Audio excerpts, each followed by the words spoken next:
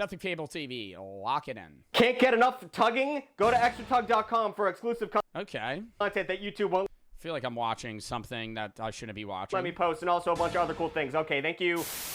When Netflix premiered House of Cards in 2013, viewers were treated to an opening scene showing Kevin Spacey committing animal cruelty with a foghorn leghorn accent. And just as he smothered the random dog in some roundabout analogy, this little artistic move had Netflix themselves smothering the entertainment vessel we sailed on our whole lives, cable TV. Not only did this jaw-dropping Dude, cable TV is dead as f***. It will always be dead. The only thing that will ever stay alive on cable is news networks.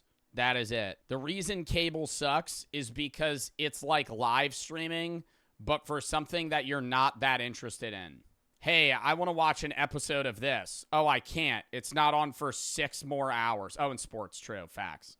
Yeah, like NFL, NHL. Yeah, that, I think sports and news is what it is cable TV. Outside of that, it's just get a streaming service.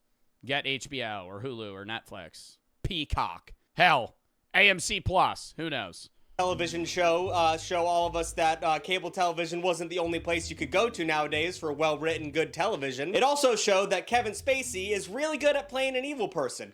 Where Netflix fell off. Yo, Netflix actually does fucking suck. I thought about canceling my Netflix subscription for the first time in a while. I use Hulu the most. Hulu is fire. Hulu's sick. Cancel a Joe, give in. Bro, it's just like they have nothing. They have nothing.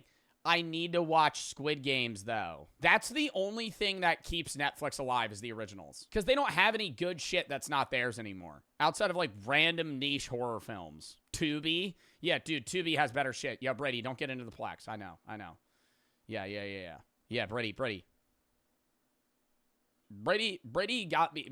I'm okay. We're done talking about it. Anyways, the life and death of cable TV is something that I hold near to my heart. This isn't like hearing about how CDs took over cassettes or how DVDs took over VHS. This isn't some long gone technology that Gen Xers whine about. This is us. Like, we lived through this. We all saw what happened here. We all sat around the blue light. God, my ingrown toenails fucking hurting me. God damn it. Oh yeah, that's curved in there. That needs some digging.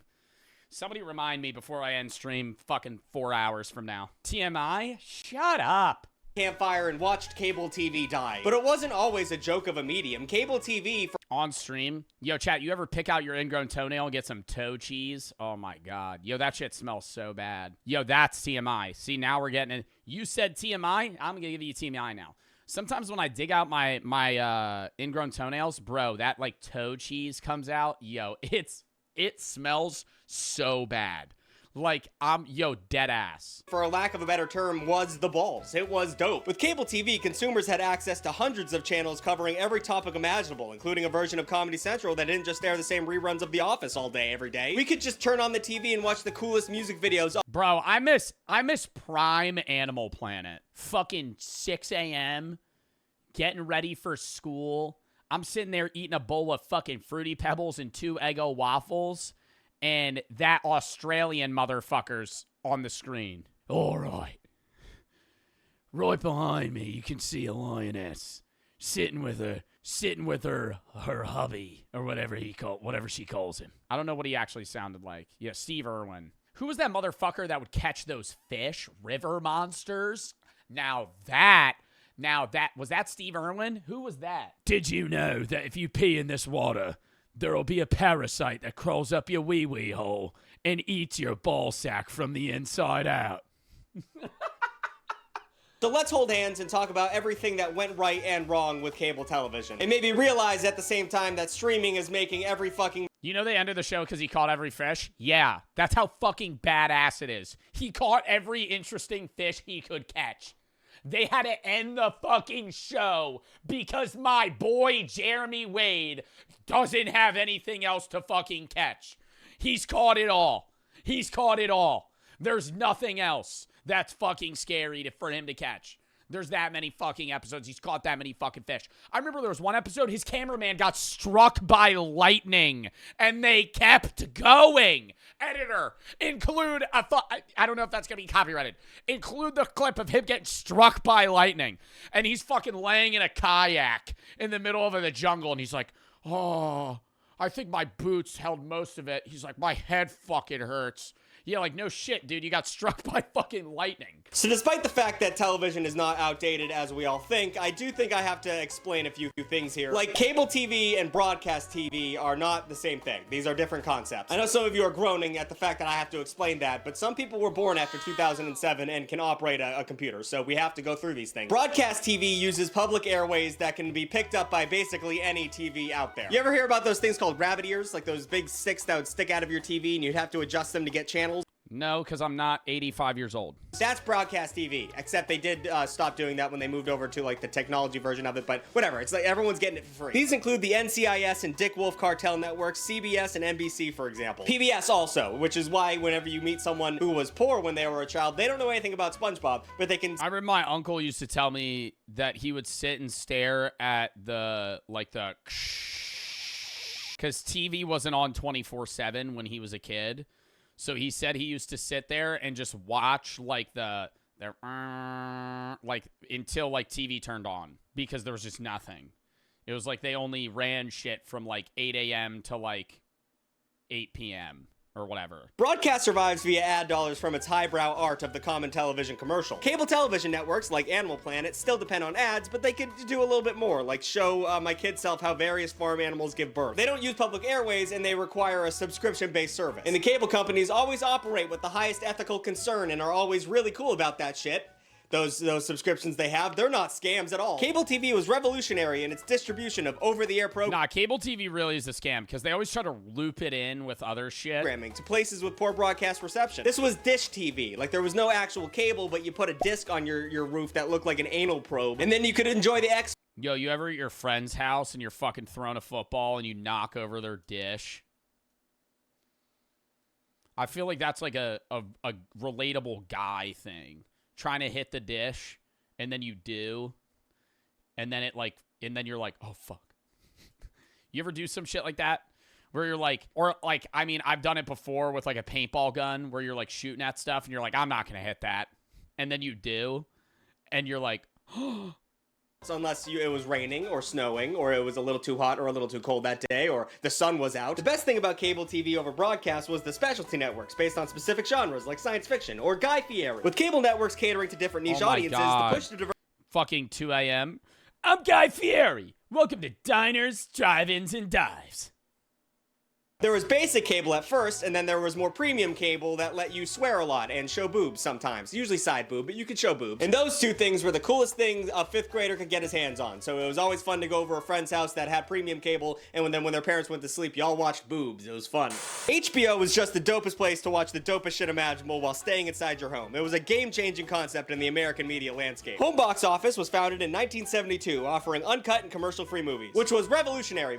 That's what HBO stands for? For streaming made our brains all small and peanut-like. It was especially wild back then, because if you wanted to watch a movie that wasn't in theaters, whoops, that you shouldn't think that, because that's impossible. I mean, yes, they did play movies sometimes on broadcast TV, but they were really old and no one cared about them, and also they would cut them down so they would fit into the TV format, and it just sucked. So HBO was filling that void. Before Game of Thrones and The Sopranos, HBO offered its first original series on September 8th, 1972, called Martha's Attic. And it had a different kind of anti-hero that HBO became famous for over time. Instead of a rough and rowdy, down-to-earth white guy, it actually was showing off a puppet. It was a puppet show for kids. Weird start to what this channel would become. The only notable thing in the 70s was like behind the NFL, or inside the NFL. It was a show for dads, and dads loved it everywhere. They rejoiced. By the 80s, the network branched out with more puppets for some reason with Fraggle Rock, but other hit shows like Philip Marlowe, Private Eye, and Tales of the Crypt came around. Fun fact, the dude from Tales from the Crypt is my sleep paralysis demon. That dude was way too scary to be a Jim Henson creation. By the end of the 90s, HBO really cemented its status of prestige that we all know it for today, with the yearly premieres of iconic shows Oz in 97, Sex and the City in 98, and The Sopranos in 99. So HBO was showing everybody that cable cable, it could be pretty dope as fuck, but that had some pretty unintended consequences. Ted Turner is a name we have to bring up.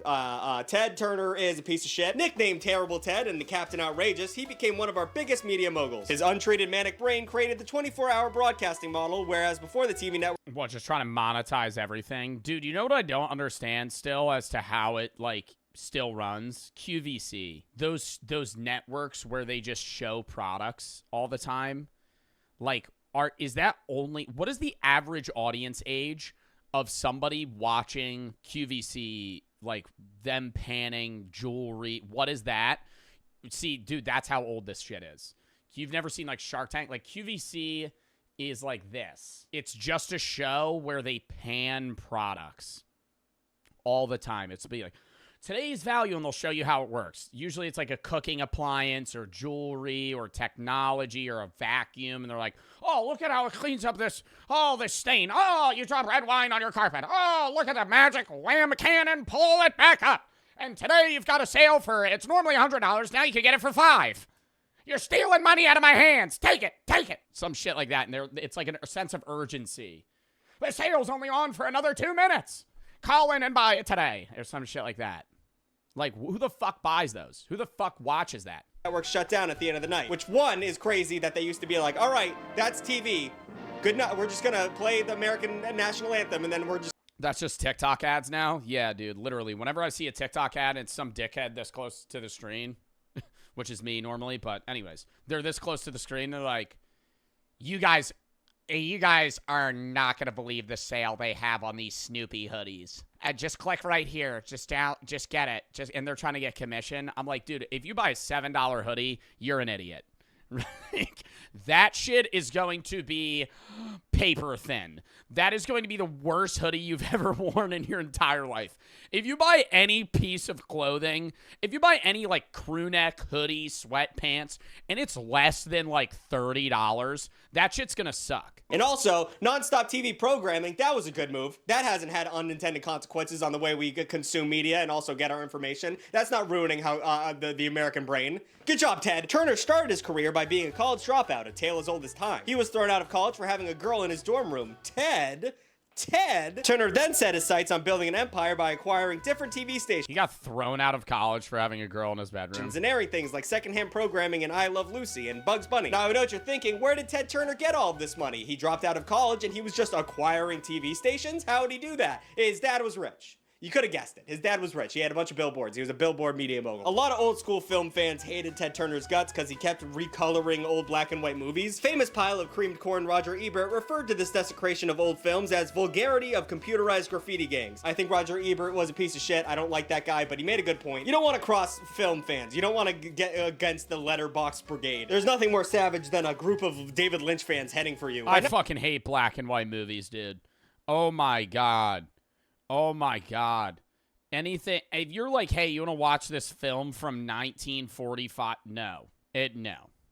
Right? The only one that I could watch that's not in color is Mary Poppins in color. It is. What's the one that's not in I haven't even seen it in years. When did they come out with Mary Poppins? 1964. Jesus Christ. I remember when I was a kid, I used to have a crush on Mary Poppins. When I was like 7, 8 years old. Yeah, Wizard of Oz. Wizard of Oz starts in black and white. I still do. She's probably dead. In 1979, Turner established the TBS Superstation, a first of its kind, offering an independent TV region-specific TV station to cable and satellite TV subscribers. Schindler's List. I could watch Schindler's List. That's a good movie. Anywhere in the country. Soon there was an explosion of cable channels with offerings for just about everyone. Before MTV became a dumpster of just what Rob Dyrdek shits out every day, it gave the music industry an entirely new visual medium and majorly impacted the look of commercials and TV movies at the time. People were just trying shit in music videos, and that some of it worked out. People were like, hey, yo, let's make a movie that looks like that. VH1 was kind of like that. It was originally created to play music videos appealing to an older audience, but then they realized that older people couldn't give a shit about this thing. They don't care about music videos, so that's not working out. Then they shifted to reality programming like Behind the Music, I Love the Decade series, The Surreal Life, and the spin-off Flavor of Love. And they kind of ruined I didn't know reality series started that early. MTV by doing that, because then MTV started making reality shows, and that was the death of MTV. Sorry, Jersey Shore was fun, but it was peak. This is over. I watched all of Jersey Shore with Brooke, and it was horrible. kind of content. Nickelodeon and Cartoon Network battle for supremacy to keep the attention of dumb children who just want to watch cartoons all day, aka me. And the children often picked a side. It was like a civil war. Rugrats versus Johnny Bravo. Every episode of Jersey Shore, dude. These motherfuckers want to go to the bar, and I'm not going because Johnny's there. And if I see Johnny, let's just say things are going to get bad. Just also imagine a bunch of Italian slurs that I technically could say as an Italian man from New Jersey, but I don't know the TOS on that. So just imagine a bunch of Italian slurs. Like, all of them, right, in the midst of those things. I'm looking for some hot Jersey blank. Starts with a G. Don't say it. Don't say it. SpongeBob versus Ed, Edd and Eddy. Cow and Chicken versus all that. And I'm pretty sure Nickelodeon wins all of those battles, but those were cherry picked. ESPN gave sports guys the chance to watch a sport, then watch the highlights from that. Versus Pizza Head.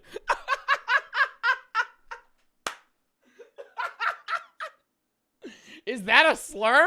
Is you just come up with that? What the fuck? Is that what they call Italians? Dude, I've never had somebody call me Pizza Head. I've never had somebody call me that. That's that sport, and then watch a guy talk about the highlights from that sport. Truly masturbation level television. Comedy Central gave us some of the most iconic television series of all time, like South Park, Chappelle Show, and Reno 911. Why doesn't anyone talk about Reno 911 anymore? It was such a good show. I just started watching that. It's pretty good. Adult Swim's impact on animation and comedy is, I've already talked about it way too much. And some cable channels gave us hyper-focused programming, like the world's most epic tank battles and Ancient Aliens, both airing on History Channel, which doesn't make a lot of sense, but it was fun. We were having fun. Spike TV and G4 were channels for dudes and I think the biggest thing, oh, dude, I remember Spike TV. Is that where they had those storage hunter shits there? Anyways, I think part of the problem of cable TV dying isn't even just streaming services. It's the lack of kids going to cable TV at a young age, right? Like when I grew up, I would watch Disney Channel, Disney XD, Nickelodeon, right? Fucking Cartoon Network. Nobody does that anymore. So they're not introduced to cable TV, so they have no aspiration to ever get it. So they just lose customers. Dudes only. HGTV, Oxygen, and TLC was for the ladies, for the dainty ladies. And I don't know if advertisers back then knew about non-binary folk, but if they did, it was probably Steven Universe, probably Cartoon Network. That did a lot for the culture. Then you have more nondescript channels like TBS, TNT, USA Network, True TV, and A&E, and they would just pump out whatever the fuck. They were just making content for anyone who would watch it. You turn on TNT and you're gonna watch an NBA Finals game, a home improvement show, and like a cooking show, all within a 2-hour block. It was pretty fun. But the term golden age only exists when the ages that follow it were notably shittier than the ones that preceded it. And oh boy, did things get shitty. They got real shitty real fast. The fall. Soon after his peak, cable TV was fully oversaturated with many When did cable TV start shitting the bed? Probably like 2012 was likely the start of the decline, but I didn't realize it because I was like 10. But I remember I started watching YouTube more and more in like 2014, 2015, 2016. And when that happened, it was just like I never watched cable after that. Channels covering the same ground and lots of the same shows were airing. Lucrative syndication deals became the goal for any television show, leading so many shows to sputter in terrible final seasons just to reach the number of episodes needed to get syndication. Syndication gave networks an option that was way cheaper than making your own original programming. So naturally, the business geniuses just gave up on making good shows and just said, hey, let's just air Friends and Seinfeld until we die. MTV is the biggest culprit of this bullshit, by the way. That channel has been a well-known joke for— Yeah, do they still air Friends on like— You ever stay at a hotel and they only have like 7, 8 channels? And if it's ever past 9 p.m., Nickelodeon's running Friends. Always. Always. It's just Friends. If you have cable right now, go on your guide and scroll on Nickelodeon to like past 9 or 10 p.m. It's Friends. With ridiculousness occupying most of the broadcast hours in the week, the channel has become an unkillable zombie version of its former self. They completely gave— Yo, peak cable— End of cables when they stopped showing George Lopez at 3 in the morning. Because that was not... Dude, like, kids growing up today... Who here grew up waking up to TV with George Lopez playing? Probably not. Probably, like, anybody below, like, 15, 16 didn't. Right?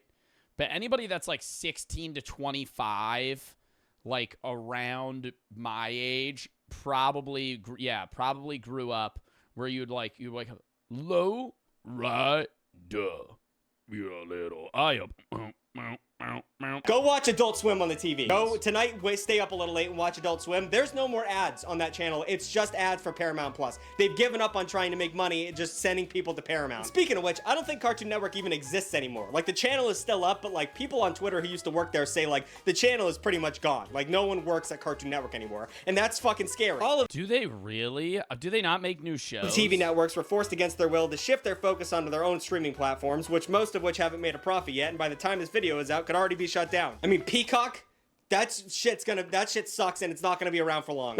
Dude, it sucks because it's like there's like a free version and then there's like a paywalled version for like half of it. Not to mention everything. And they run ads. On YouTube. I mean, the internet, people don't talk about how much the internet fucked over cable TV. I mean, have you talked to someone born after 2005? Oh my god, it's Lunchley in Prime. It's Lunchley in Prime. They wouldn't know how to find the Mr. Beast Feastables bar. The channel on the TV. All the media they consume comes from the internet. The true beginning of the end from when cable TV threw in the towel was when they started airing streaming shows on cable TV. Like, they started showing BoJack Horseman on TNT or whatever. They said, you know what? Did they really? You win. It's over. You guys are doing everything. We're just gonna pretend to be you in a Uno reverse card. When I have access to it, I'll admit, I watch cable TV to bring myself back to a simpler time. Sitting down and watching Shark Tank again makes me feel, it's like, I feel simple.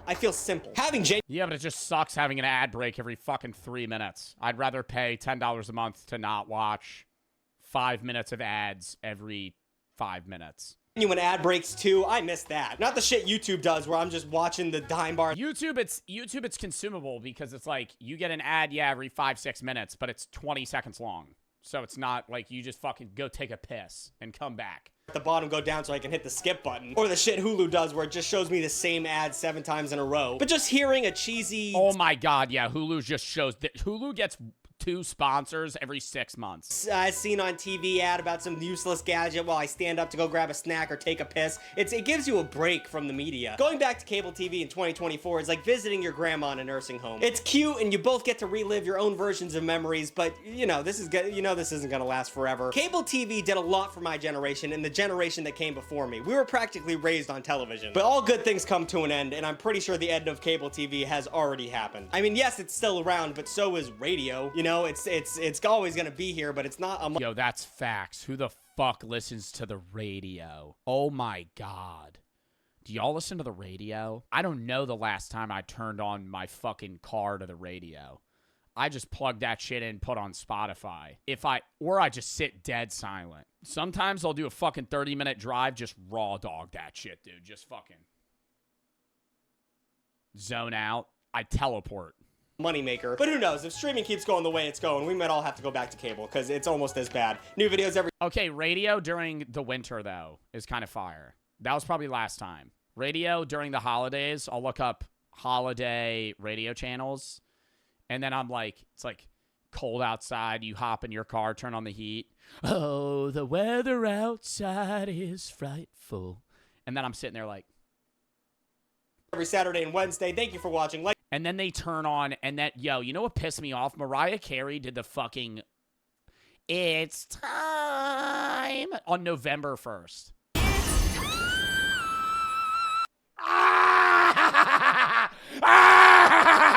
Fuck!